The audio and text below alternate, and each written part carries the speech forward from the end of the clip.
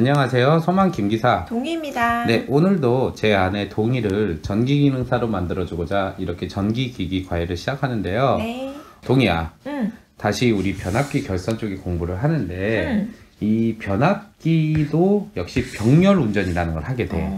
이전에 우리가 발전기 갖고도 병렬 운전을 했었는데 변압기도 역시 병렬 운전이라는 걸 하게 돼. 그 이유가 뭐냐면은 예를 들면은 어느 동네에 전기를 사용하는 용량이 300kW를 쓴다고 이렇게 보자. 동네 기준.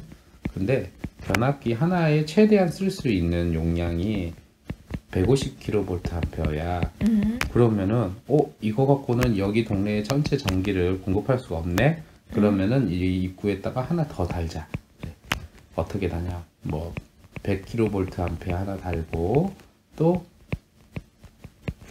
150kVA 하나 또 단다. 그렇게 되면은 전체적으로 공급될 수 있는 변압기 용량이 400kVA지. 그렇게 되면 이 동네에 전기 공급하는데 크게 부족함이 없을 거 아니야.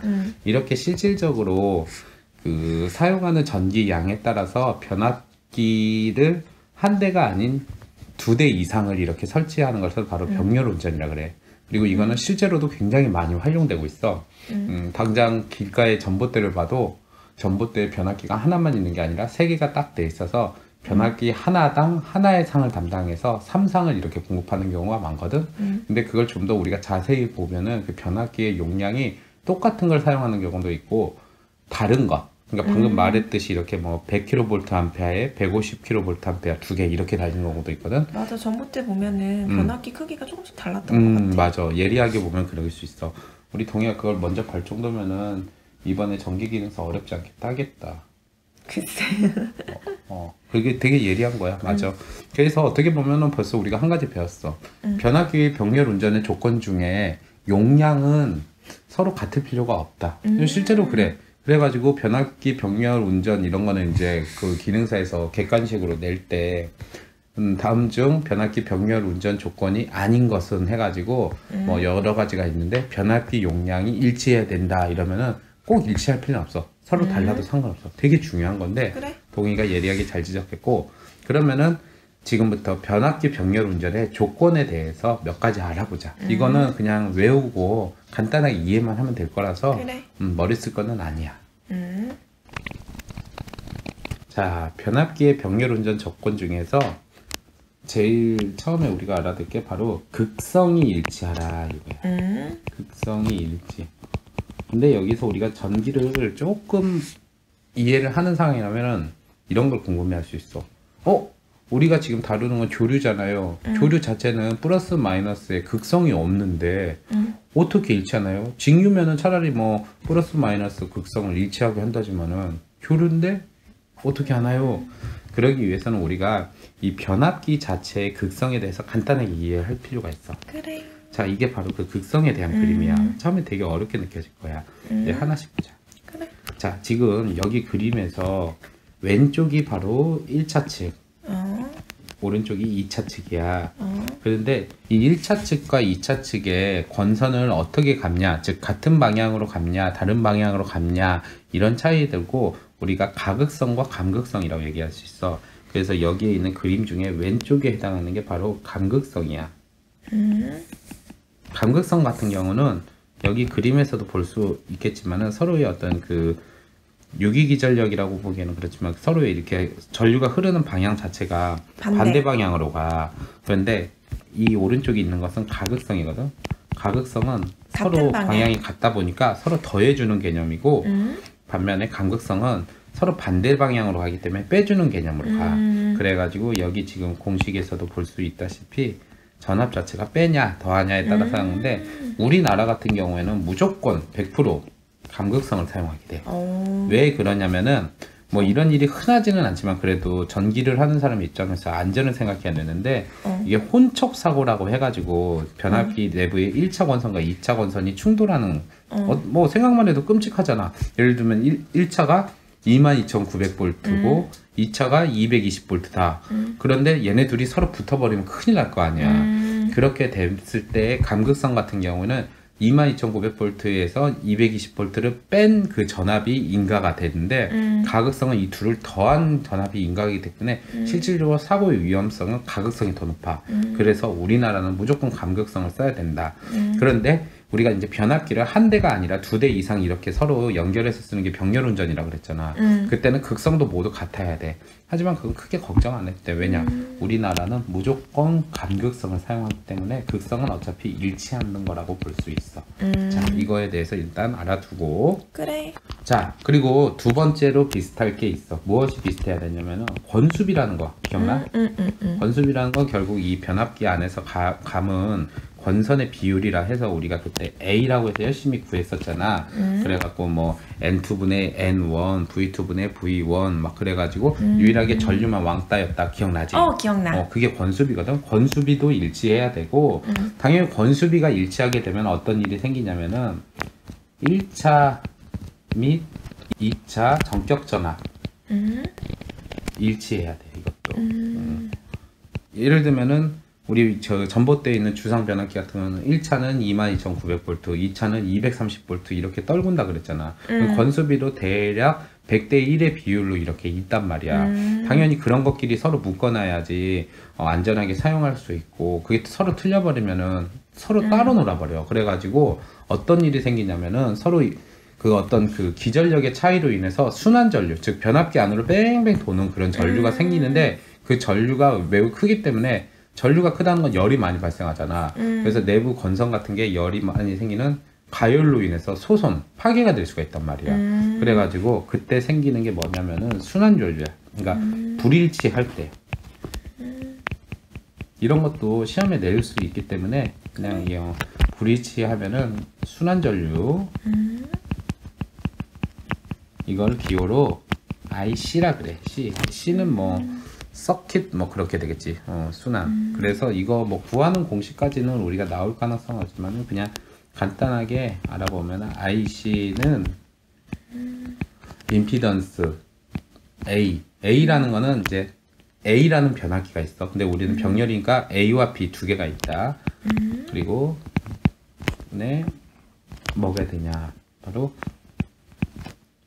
2차 칩 기전력 빼기 2차 측 기전력인데 A 이렇게 뭐 하면은 된다. 뭐 순환전류 구하는 문제는 이제 그 기능사급에서 나올 가능성이 거의 없지만은 이런 것은 우리가 있다는 거 알아둔자. 그래서 어쨌든 순환전류로 인해서 가열이 되거나 소손이 될 수 있다. 이런 걸 알아두고 그 다음에 세 번째로 우리가 또 일치를 해야 되는 것이 뭐냐면은 변압기마다 저항이 있을 거 아니야. 저항하고 리액턴스 B가 리액턴스가 아니라 리액턴스 B다. 일치해야 돼. 이게 어떤 개념이냐? 저항과 리액턴스 B라는 것은 간단하게 말을 하면 우리가 공식으로 따지면은 R분의 X와 같아. 비율이니까 분수 개념인 거지. 그래가지고 이 얘기는 결국에는 위상이 같아야 된다 그런 얘기야. 위상도 일치해야 된다. 자, 이게 무슨 얘기냐? 우리가 이제 저항과 리액턴스에 관련된 직각삼각형을 간단하게 그려보면은 이런 느낌인 거야. 자, 이렇게 직각삼각형이 있으면은 여기가 저항, 여기가 리액턴스, 그리고 그러면은 여기가 바로 임피던스 개념이 되거든.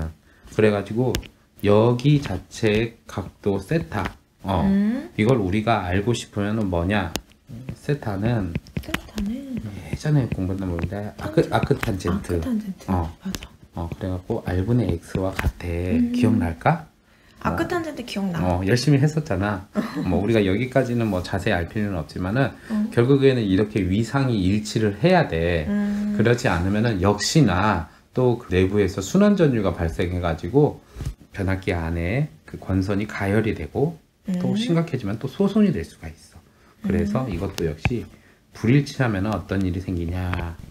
마찬가지로 순환 전류. 이 녀석이 참 어떻게 보면은 우리가 알아둬야 할 핵심적인 그런 거일 수도 있어. 안으로 뺑뺑 도는 전류가 있다는 건 좋은 게 아니야. 어쨌든 그래서 저항 리액턴스 B가 일치해야 된다는 거. 리액턴스 B다 이런 비율 개념이야. 리액턴스 값이 아니야. 그리고 이거는 조금 어려울 수는 있지만 그래도 봐둬야 되는 게 뭐냐면은 각 변압기에 퍼센트 임피던스 강화가 같아야 된다. 그걸 우리가 좀 알아둘 필요가 있어. 퍼센트 임피던스 강화 이게 서로 다르게 되면 어떤 일이 생기냐면은 부하 분담에 문제가 생겨.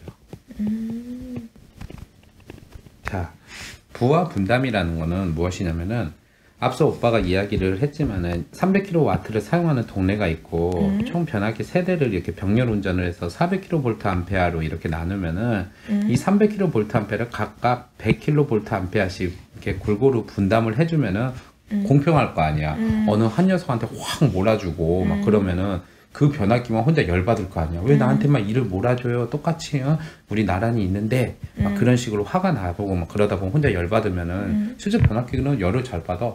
나중에 이제 변압기 냉각 이런 것도 배우는데 열을 가장 잘 받아서 폭발 위험이 있어.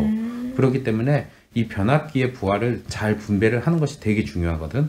근데 그렇게 변압기에 오는 부하를 잘 분담을 해야 되는데 퍼센트 임피던스 강화가 서로 다르게 되면은 이게 문제가 생겨. 그래가지고 이 부하 분담에 대해서는 오빠가 간단하게 설명하는 것을 동의야 그냥 듣고 넘겨도 돼. 근데 만약에 기능사보다 더 높은 자격증 같은 거 공부하는 사람이라면 이 부분을 조금 집중할 필요가 있어서 설명을 해줄 거야.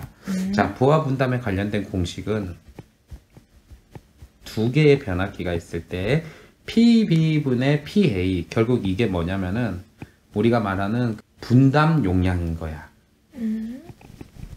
근데 여기서 중요한 건 소문자로 사용하고 이거는 다시 PB, 대문자야 이번에 분의 PA, 이쪽은 바로 변압기, 즉 TR 용량이다.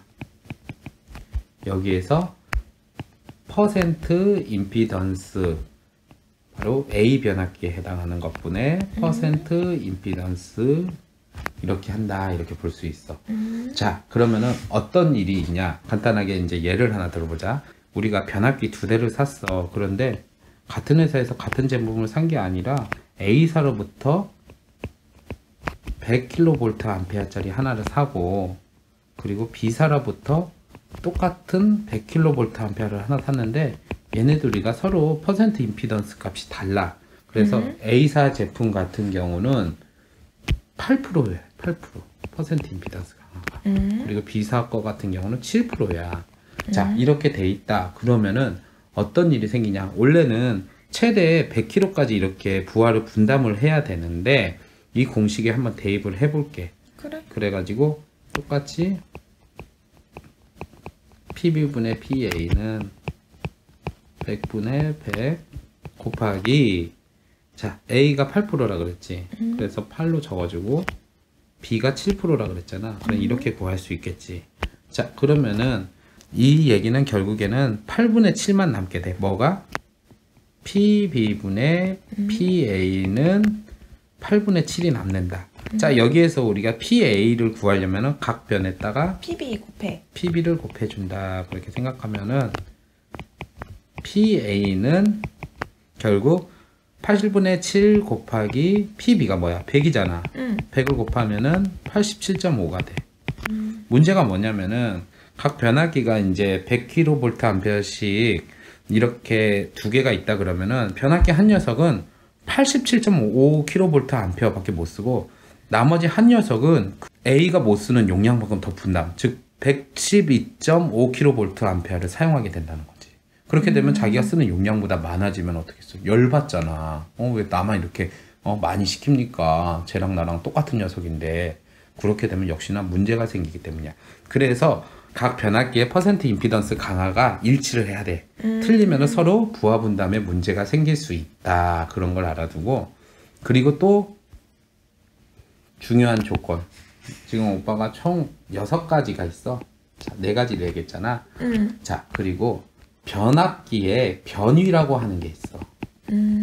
변위가 일치를 해야 된다. 이런 얘기가 있거든. 자, 변위가 뭘까요? 전위는 전기의 위치 에너지 그런 걸 알겠는데 변이라는 단어는 우리가 또 처음 볼 수 있잖아. 그러면은 이거는 되게 어떻게 보면 어렵지 않아. 지난 강의에서 YY 결선 기억나지? 이거 가능하다 그랬어. 델타 델타 결선 가능하다 그랬어. 그치? 그리고 이런 결선도 있을 거야. Y 델타 결선도 있고 델타 Y 결선도 있고 VV 결선도 있다 그랬어. 이런 식으로의 결선 같은 걸로 우리가 여러 가지를 배웠잖아. 그렇다면은 이 병렬 운전은 알다시피 변압기 한 대가 아니야. 그러니까 여기 앞에가 1차 측이고 여기 뒤에가 2차 측이잖아. 그런데 병렬 운전은 2대 이상이라니까 또 하나의 변압기를 댈 때 이런 식으로 변압을 하는 것도 괜찮아. YY 결선한 변압기와 또 다른 변압기로 YY를 같이 한 거. 마찬가지로 델타 델타 결선한 것과 또 델타 델타를 같이 해도 돼. 그리고 Y 델타를 한 것과 Y 델타 이게 다 가능해.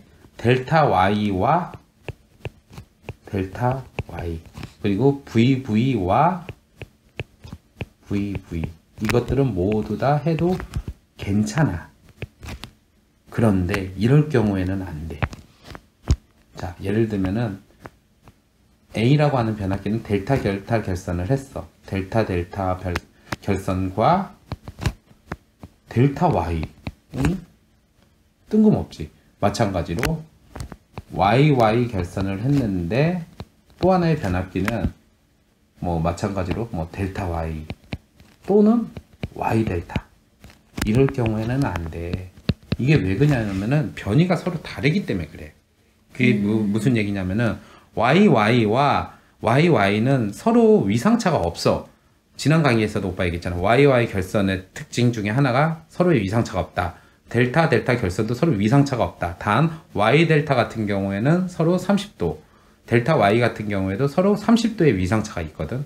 근데 지금 이렇게 델타 델타는 위상차가 없지만 델타 Y는 서로 위상차가 30도가 있기 때문에 서로 이게 다른 거야. 변이가 다르다는 이야기야. 그렇기 때문에 변이가 일치하지 않으면은 역시나 안 돼. 그래가지고 지금 오빠가 옆에 이렇게 적어놓은 거 있잖아. 이런 것에서도 기능사에서 나오기 딱 좋지. 다음 중 변압기 병렬 운전을 할 때 가능한 조합 또는 불가능한 조합은 무엇인가 하면은 이걸 이제 일일이 외우지 말고 뭐 오빠도 그때 당시 공부할 때 그랬지만은 서로 짝수의 Y와 델타 혹은 V가 있는 것은 맞아. 근데 홀수계 예를 들면 지금 이거 봐봐.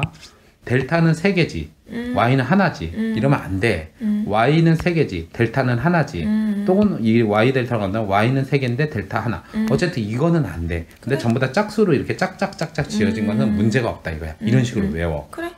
어쨌든 이런 것도 시험에 나오기 좋으니까 좀 알아두고 이게 결국 변이가 일치해야 된다는 거고 또 변압기 운전 조건으로 중요한 것 중에 하나가 상회전 방향이 같아야 된다 이거야. 상회전이라는 거는 결국 전동기가 돌아가는 방향이기도 하지만은 그냥 우리가 간단하게 하나 예를 들어 볼게. 우리가 이제 많이 예를 드는 게 바로 이 벤츠 모양의 Y결선이 있어. 자, 그래가지고 우리가 이제 변압기가 2대다 그러니까 뭐 예를 들면 여기가 A상, 여기가 B상, 여기가 C상. 그런데 여기가 A상, 여기가 B상, 여기가 C상 이렇게 똑같은 3상 변압기야. 그런데 이렇게 결선이 돼 있다 그러면은 여기에서는 이제 우리가 이렇게 가지. 근데 이렇게 거꾸로 돼 있다면 얘가 이렇게 가게 되잖아. 그럼 당연히 문제가 생길 수 있지. 서로 그래서 상회전 방향까지 일치를 해야 돼. 이렇게 6가지 조건이 모두 맞아야 되지만은 이거는 이제 오빠가 특수 조항으로 용량은 상관없다. 이거 진짜 함정 내기 너무 좋은 문제야. 용량은 상관없다. 그래서 이런 것까지 우리가 알아두고 이번에는 이제 상수 변환에 대해서인데 이거는 그냥 뭐가 있다 이런 것만 우리가 간단하게 알아두면 돼. 자, 상수라는 거는 상의 개수를 말해. 그래가지고 우리가 계속 여태까지 상수하면은 3상만 계속 이야기를 했는데 3상을 2상으로 바꿔주는 게 있어. 이런 것이 뭐가 있는지 간단하게 알아보고 또 3상을 6상으로 바꿔주는 게 있어. 이것도 뭐가 있는지 간단히 알아보는데 사실 이거는 우리 기능사 수준에서는 디테일하게 알 필요는 없고 그냥 이런 게 있다. 객관식으로 우리가 딱 맞추면 되는 거야. 자, 먼저 3상을 이상으로 바꾸는 거. 대표적인 게 바로 스코트 결선이라는 게 있어. 이걸 가르쳐 T 결선이라고도 해.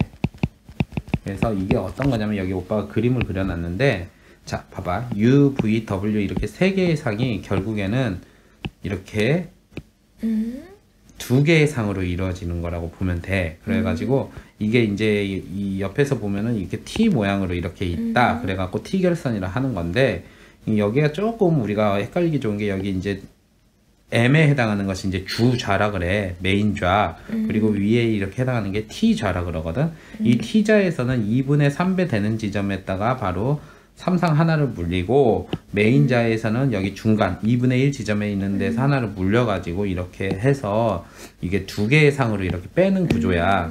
그래서 이건 뭐 자세히 알 필요는 없고, 대략 이런 그림이 나오면은 이게 T자를 엎어놓은 모양이잖아. 그러면은 아, T 결선이구나, 이거는 스코트 결선이구나, 있는 3상을 2상으로 바꿔주는 거구나, 뭐 이 정도만 알면 되고, 또 하나 어떤 게 있냐, 바로 메이어 결선이란 게 있어. 그리고 또 하나 나오는 게 바로 우드 브릿지 결선이라고 있어. 우드 브릿지? 뭐 나무다리인가? 어쨌든 이런 게 있다는 거. 이런 거는 객관식으로 내기 좋잖아. 그래서 외워. 그래서 뭐 어떤 사람마다 뭐 이걸 이렇게 앞글자만 따서 뭐 스메우 뭐 그렇게 외우는데, 뭐 결혼한 사람들은 뭐 스드메 이용해갖고 뭐 그런 식으로 외우는데, 어쨌든 이런 거 외우고, 또 3상을 6상으로 바꿔주는 것. 이것도 이렇게 화살표를 쳐주면 이해하기가 좋겠다. 6상이라고 하는 거. 상이 많을수록 좋은 점도 많지만은 결선도 많이 해야 돼서 복잡할 수도 있어. 이거 같은 경우에는 크게 2차 2종 Y 결선. 뭔가 좀 알 것 같지 않아? Y 결선을 두 개 이렇게 해갖고 6상으로 뺀다. 뭐 그렇게 볼 수도 있고. 그리고 마찬가지로 2차 2종 델타 결선. 역시나 델타 결선을 한쪽, 그러니까 2차 측에다가 하나 더 이렇게 두 개를 놓고, 그리고 대각 결선 이런 게 있어. 이것도 내가 보기에는 이 지금 Y 결선과 델타 결선에다가 이렇게 하나씩 더 이렇게 상을 놔갖고 6상, 그러니까 배로 올리는 거니까. 그리고 포크 결선 이렇게 있어. 별게 다 있다.